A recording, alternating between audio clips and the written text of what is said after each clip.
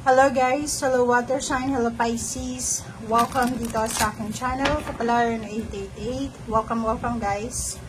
Alamin natin Pisces kung ano ang angel messages para sa inyong lahat. So ito ay timeless, pwede ngayon, bukas makalawa, or pwedeng for the month of March or April. So timeless siya kung kailan to makaka-resonate sa'yo, yun yung panahon. So timeless, wala siyang oras. General siya. Okay? Okay, Pisces. Okay. Gracefully aging. Wow.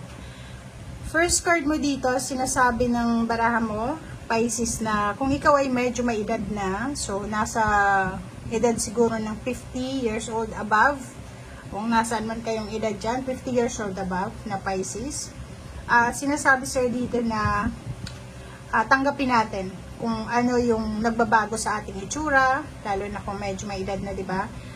May mga uban na, pumuputi yung buhok, kumukulubot yung skin.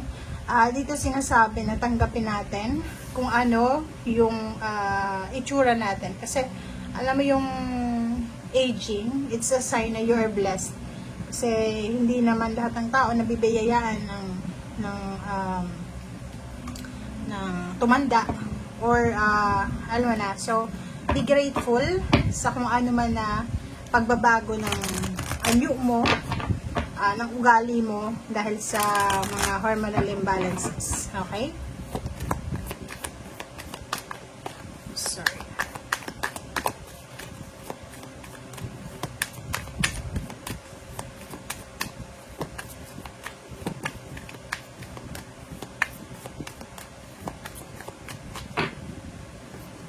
Okay. Attracting, not chasing. Dito din sa barahaman na to, sinasabi sa'yo ng angels na anything or anyone you chase after will run the other way. So, ganun naman eh. So, relationship, trabaho, negosyo, pag palagi natin chine-chase, hinahabol, talagang aalos yun sa atin. So, let go, let it flow, let God. Alisin natin yung takot natin. Kasi minsan, di ba, sa relationship, ayaw mong, minsan sa sobrang selos, hindi mo masyadong binibigyan ng trust yung karelasyon mo. So, dito sinasabi, huwag kang matakot. Okay? Attract mo what you need by sending out love, gratitude, and welcoming energy.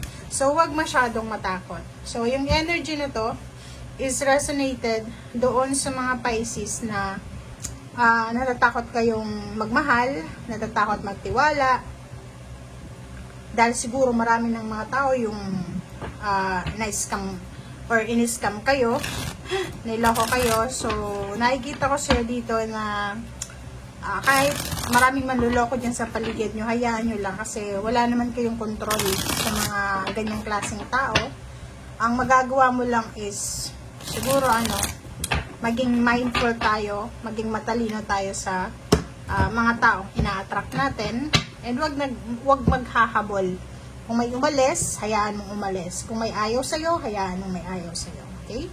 Kasi ma-attract mo naman talaga yung like-minded individuals or yung mga taong talagang para sa'yo. Okay. The Hermit card, first card natin is number 9. Dito sinasabi na kinakailangan mo, Pisces, na pag-isipang mabuti lahat ng decision making mo. I-consult mo lahat ng mga profesional, lalo na halimbawa marami kang iniisip na pagbabago sa physical, mental, emotional. Make sure na maghanap tayo ng tamang tao na pwede nating kausapin or pwede nating alamin kung tama ba yung naisip natin, parang ganun. So, like-minded individuals. Okay? Queen of Fire, Pisces, nakikita ko sa'yo dito yung sobrang determination mo. As far sign, Leo, Aries, Sagittarius na energy siya kasi Queen of Fire. Lalo yung mga babaeng Pisces.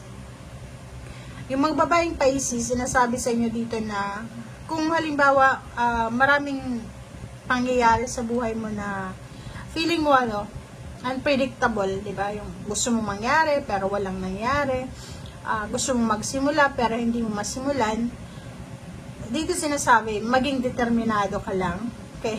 Huwag kang matatakot kasi ang nakikita natin dito is takot eh. Marami kang what if eh. What if hindi siya mag-work, ang relationship? What if hindi mag-work yung business ko? What if hindi ako maging masaya sa lugar na lilipatan ko? So, marami kang what if. And dito sinasabi na yung palayain mo yung puso mo, yung sarili mo sa mga what if na yan. Let go, let God, let it flow. Hayaan mo kung ano yung mangyayari. Okay? Okay, next cards natin is Page of Water and Queen of Air. So, it's your energy dito. Sinasabi ng barahan na makinig ka sa sinasabi ng iyong intuition. Be intuitive. Be sensitive sa mga nangyayari sa paligid mo, karelasyon, kamag-anak, or kahit yung mga tao na hindi related sa'yo. Yung mga emotion nila, yung mga, or be mindful tayo sa environment natin. Okay? Queen of Air, nakikita ko sa'yo dito na wag nating masyadong seryosohin yung mga nangyayari sa paligid natin. If may mga mistakes, may mga failure, it means that hindi yan para sa atin. Like for example, ang pinaka-example dito sa mga Pisces is may gusto kang lipatan na bahay or bansa. Ilang beses ka nang nagtatry, pero hindi nangyayari yun eh. Di ba gusto mong ibang bansa, pero kahit anong ginagawa mong proseso, wala talagang swerte. Parang ano. So, ibig sabihin, hindi yun para sa'yo. So, dito sinasabi ng baraha, huwag mong seryosohin lahat ng nangyayari sa paligid mo. Yun nga, let go, let it flow. Huwag masyadong, anong tawag doon, yun, nakakapit tayo. Yung chasing natin, dapat attracting tayo. Okay?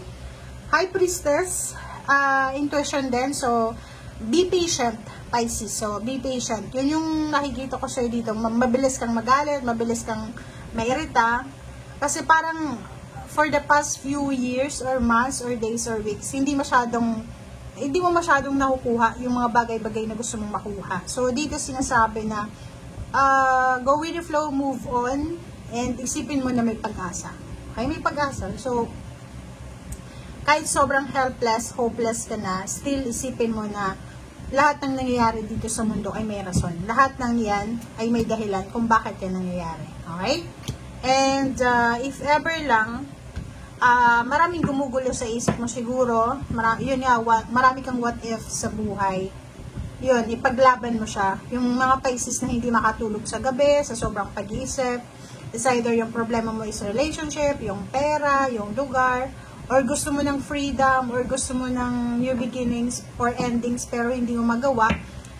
Sinasabi sir dito na eto, the star and hope. Diba? Balikan mo yung inspiration mo. Balikan mo yung faith mo. Kasi parang may mga Pisces na nakalimutan na nila na kailangan nilang mas patatagan yung spiritual na buhay kaysa material or emotional. And dito sinasabi sa Pisces na stay away from negativities, worries, para hindi ka mapuyat. Okay?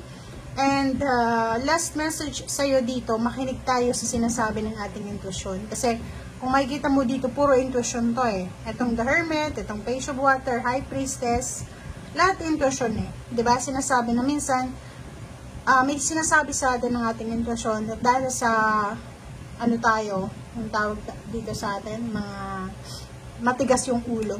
Diba?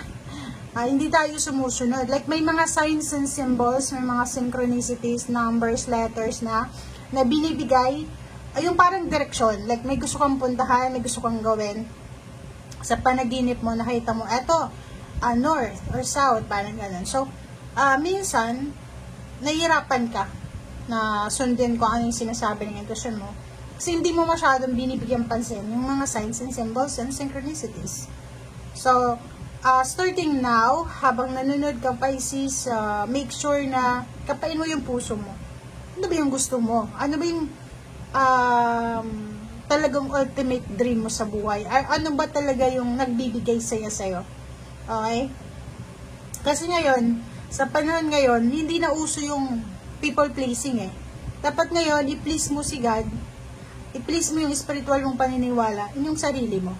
Diba? Hindi sa pagiging selfish, self-love yun. Diba? So, kailangan mong i-prioritize yung sarili mo bago ibang tao. Kasi, lahat naman kayo, ay ginawa nyo na yung best nyo eh. Ginawa nyo na yung best nyo. It's time naman para sa sarili mo. Okay? Thank you guys for watching. Bye!